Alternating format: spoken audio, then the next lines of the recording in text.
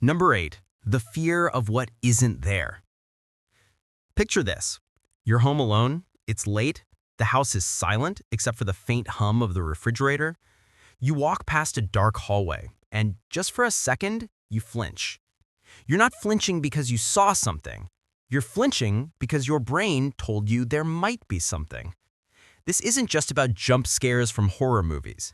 This is about a deep, primal fear of an absence of information. Your eyes are constantly sending signals to your brain, thousands of times per second, telling it what's in your environment. When it's completely dark, your eyes are effectively blind, and your brain suddenly loses its most important data stream. It's like a computer losing its internet connection. It starts to panic and fills the void with guesswork. And your brain, being the dramatic little thing it is, always guesses the worst-case scenario. It manufactures shapes, sounds, and shadows out of nothing because it would rather be wrong and alive than dinner for a cave tiger. This isn't a bug, it's a feature, a very, very old feature. Your brain is a super advanced survival machine, and its biggest rule is, if you can't see it, assume it wants to eat you. So that weird shape you thought was a person in the corner of your room? Just your brain being an overprotective parent. Number 7, the primal terror of the unknown. Humans, as a species, are not designed for the dark. Our ancestors were diurnal, meaning they were active during the day. Nighttime was for hiding and sleeping, because that's when the apex predators came out to hunt. So we're hardwired to view the dark not as a lack of light, but as a space of potential threat. It's a natural-born paranoia. Think of it this way. Your brain is a highly trained detective, and the light is its evidence. When you turn off the lights, you've just destroyed the entire crime scene. Your brain doesn't like that. It hates not knowing what's behind a door, under the bed, or in the closet. Your mind immediately starts to run through a list of possibilities, and not a single one is fluffy bunnies and rainbows. It's an evolutionary throwback to a time when not knowing meant not surviving. This isn't a rational fear, it's an instinctual one. It's the fear of a world you cannot control or comprehend. This is why a simple shadow can look like a monster, or a branch scratching a window can sound like a serial killer. Your brain is essentially shouting, "I have no data. Assume maximum threat." It's the ultimate evolutionary overreaction, but it's the one that kept us alive long enough to complain about it. Number 6, the auditory hallucinations. You're in bed, the room is pitch black, and then you hear it, a creak on the floorboards. Was it the house settling, or was someone just outside your door? Your brain, starved for visual data, cranks up the volume on all your other senses, especially your hearing. Your auditory cortex, the part of the brain that processes sound, goes into overdrive, desperately trying to paint a picture of the world around you using only your ears. Every little whisper of wind, every distant siren, every pop and crack of the house becomes a clue, and your brain is a paranoid detective convinced that all the clues point to danger. This is why you hear things that aren't there. Your mind fills in the blanks with whatever sounds it can conjure up from its memory banks, a footstep, a whisper, a scrape, all of which are designed to make you jump. This phenomenon is called hypnagogic hallucination, which is just a fancy way of saying your brain is trying to scare itself awake. It's not just hearing things either. The lack of visual input can make you feel things too, a chill, a phantom touch, or the unsettling feeling of being watched. Number 5, the fight or flight response. Your brain doesn't just get paranoid in the dark, it gets ready for a fight or a flight. The moment you enter a dark room and feel that jolt of fear, your body's sympathetic nervous system kicks into gear. This is your built-in survival system, and it's a total drama queen. Your heart rate accelerates, your blood pressure spikes, and adrenaline floods your veins. It's basically a full-body alarm.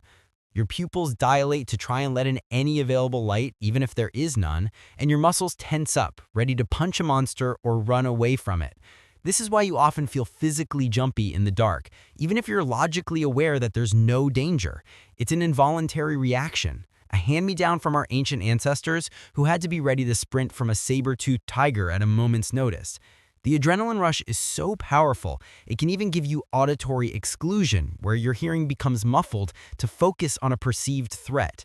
Basically, your nervous system is throwing a tantrum in your honor. Number 4. The threat of the invisible. Our brains are a lot like a toddler with a blanket. They get scared of what they can't see.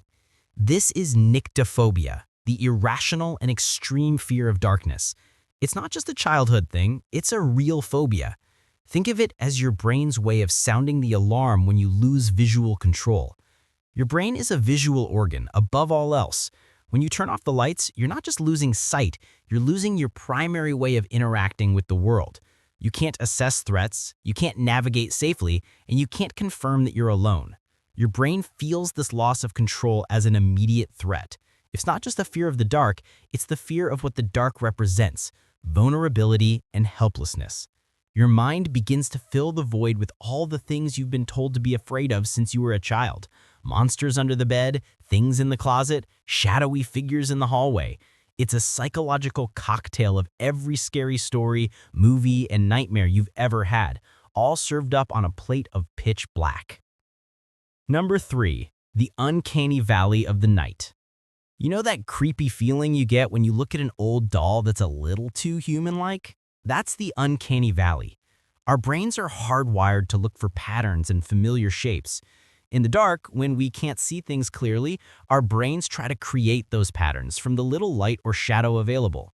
This can lead to some truly unnerving optical illusions. A coat on a chair becomes a person. A stack of books becomes a crouching figure.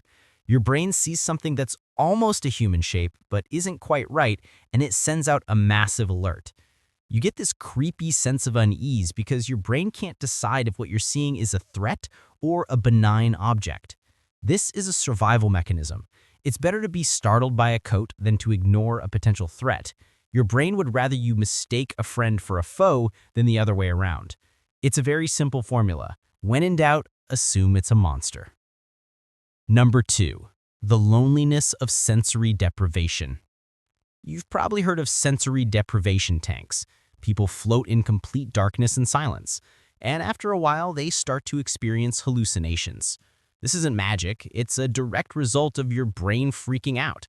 When your brain is cut off from all its usual input, it starts to create its own. In the dark, even if you're not in a tank, you're experiencing a partial sensory deprivation. There's no light, no color, no visible movement. Your brain, which is a busybody that hates being unemployed, will start to generate its own information to fill the void. This can manifest as visual static, light flashes known as phosphenes, or even fully formed images. But it doesn't just stop at sight. Your brain can also generate phantom sounds or physical sensations, as if to remind you that it's still there and still very much in control. This is the ultimate existential crisis for your mind. It's a state of being alone not just in a room, but in your own head, where your consciousness is the only thing left to keep you company. Number 1. The evolutionary panic button. So what's the ultimate reason your brain is secretly terrified of the dark? It's a complete lack of control. As a species, we have built a world that we can manipulate and understand. We have light switches, maps, and technology that can tell us what's happening on the other side of the planet. We have a deep psychological need to feel like we're in charge. But the dark strips all of that away. It's a return to the natural state of things, a world governed by predator and prey where we are not at the top of the food chain. The fear of the dark is a psychological panic button that our brains hit when they lose their primary survival tool: information. It's not a fear of shadows or ghosts, but a fear of losing our ability to predict, analyze, and survive. It's the moment when you are no longer the hunter, but potentially the hunted. So the next time you jump at a noise in the night, just remember, it's not you that's scared. It's your million-year-old brain screaming for a flashlight.